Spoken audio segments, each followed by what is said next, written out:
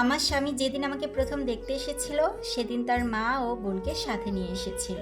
আর সেদিনই আমি বুঝতে পেরেছিলাম আমার শাশুড়ি আমার ননাসের কথায় ওঠে আর বসে। সংসার করব আমি আমার স্বামীর সাথে, অথচ আমার শাশুড়ি আমার ননাসকে জিজ্ঞাসা করতেছে মেয়েটা ঠিক আছে কিনা, আমি দেখতে সুন্দর কিনা, আমার পড়াশোনা ঠিক আছে কিনা, আমাদের ফ্যামিলিটা আমার ননাসের পছন্দ হয়েছে কিনা। আমার শাশুড়ি সবকিছু আমার ননাসকেই জিজ্ঞাসা করতেছিল। আমার ননাস তখন আমার শাশুড়িকে বলতেছিল সবকিছুই ঠিক আছে মা। আর অমনি সাথে সাথে আমার শাশুড়ি আমাকে আংটি পরিয়ে দিল। আর এই জিনিসগুলো তারা যাওয়ার পরে আমার মা, চাচি, খালামণিরা সবাই বলা বলি করতেছিল। আচ্ছা, ছেলে করবে সংসার, কিন্তু ছেলের মা ছেলেকে কিছু জিজ্ঞাসা না করে সবকিছুই তার মেয়েকে কেন জিজ্ঞাসা করলো? আমাদের মেয়ে যেই বাড়িতে বিয়ে দেওয়ার কথা চলতেছে মনে হয় সেই বাড়িতে মেয়েদের কথাই চলে। আর এই কথাগুলো যখন আমার মা আমার বাবাকে বলল, বাবা তখন বলল এই বাড়িতে মেয়েদের কথা শুনে সেই বাড়িতে তোমার মেয়েরও কথা শুনবে, ভালোই তো হবে। যেহেতু এই ফ্যামিলিতে মেয়েদের খুব প্রাধান্য দেয়, তাহলে আমার মেয়ে ওই ফ্যামিলিতে গিয়ে অনেক সুখেই থাকবে। আমার মেয়ের সুখ দুঃখ সবকিছু নিয়ে তারা ভাবে। কিন্তু আমার বাবা তো আর সেটা বুঝলো না, সেটা তো তাদের নিজের বাড়ির মেয়ে, আমি তো তাদের নিজের বাড়ির মেয়ে না। যাই হোক, বিয়ের পর প্রথম যেদিন শ্বশুর বাড়ি যাই তখন শাশুড়ি মাকে বললাম মা আজকে কি রান্না হবে।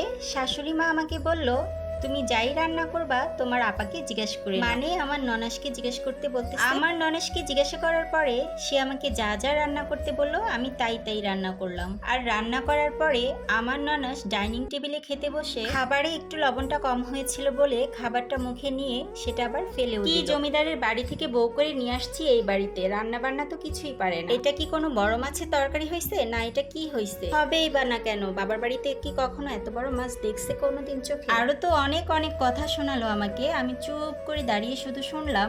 পাশেই কিন্তু আমার শ্বশুর শাশুড়ি এবং আমার হাজবেন্ড সবাই ছিল, কিন্তু সবাই চুপ করেই ছিল। তবুও সবাই কিছুই বলল যে আমি নতুন হিসেবে প্রথম একটু রান্না করেছি, প্রথম একটু 19-20 হয়েছে, পরে ঠিক হয়ে যাবে। কেউ কিছু না বলাতে আমার যতটা না কষ্ট লেগেছে তার চেয়ে বেশি কষ্ট লেগেছে যখন দেখলাম আমার স্বামীও কিছু বলল না। আর তখনই আমি বুঝে নিয়েছি বাকি জীবনটা কি হবে আমার সাথে।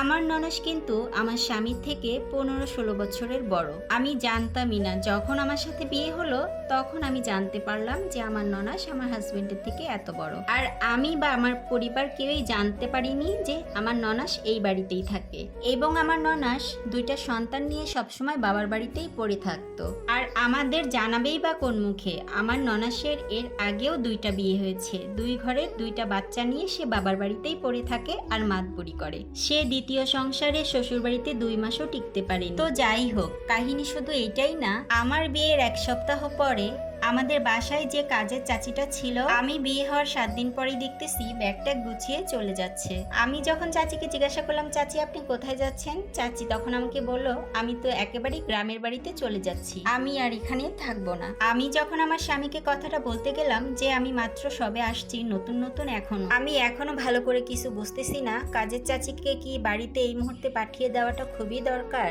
তখন আমার স্বামী আমাকে বলতেছে তো কি হয়েছে, তুমি হচ্ছ বাড়ির বউ, তুমি তো সব কাজ করবা, কাজের লোক দিয়ে কি আবার কাজ হয় না? তো এভাবেই চলতে থাকলো আমার সংসার জীবন। প্রতিদিনই সবার অনেক ফরমাস শুনতে হয়, সবার কাপড় কাচতে হয়, রান্না বান্না, সংসারের সব কাজ নিজের একা হাতেই করতে হয়। কিন্তু এক পর্যায়ে আমি বেশ কিছুদিন পর অসুস্থ হয়ে যাই। কিন্তু তাতে কি হয়েছে, আমি তো বাড়ির বউ, আমার আবার কিসের শরীর খারাপ, মন খারাপ, অসুস্থতা? সকালে ঘুম থেকে উঠে রান্নাঘরে গিয়ে সবার জন্য খাবার বানাতে হবে, কিসের আবার অসুস্থতা? যত কিছুই হোক না কেন, এভাবে চলতে চলতে বেশ কিছুদিন পরে অনেক বড় ধরনের ওই অসুস্থ হয়ে গিয়েছি আমি। সেদিন আমি সবাইকেই বলেছিলাম আচ্ছা আপনাদের কাছে কি আমাকে মানুষ বলে মনে হয় না? আমারও তো একটা শরীর, আমি কিন্তু একজন রক্তে মাংসে গড়া মানুষ, আমি কোনো রোবট না যে যেটা বলবেন সেটাই সাথে সাথে হয়ে যাবে। আমার বাবার বাড়িতে বড় মাছ কাটি নাই, রান্না করি নাই, সেটা আপনারা আমাকে বলেন।